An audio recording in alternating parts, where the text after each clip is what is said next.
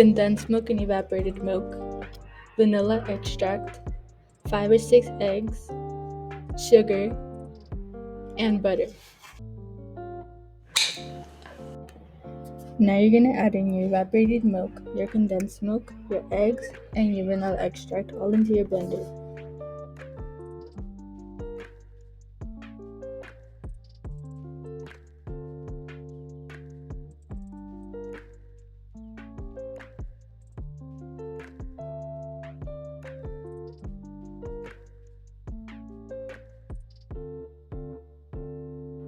Then you're going to blend them all together.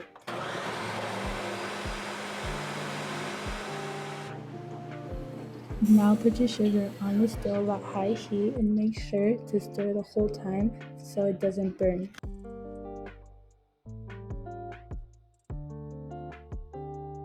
While you're waiting for that, preheat your oven to 360 and butter your pan. Make sure it's completely covered. Once your sugar is done, pour it into your pan. Then pour in your mixture. Then put it into your oven for about 35 to 40 minutes. Once it's done cooling down, put a plate over it and flip it over very carefully. After that, cut it up and enjoy.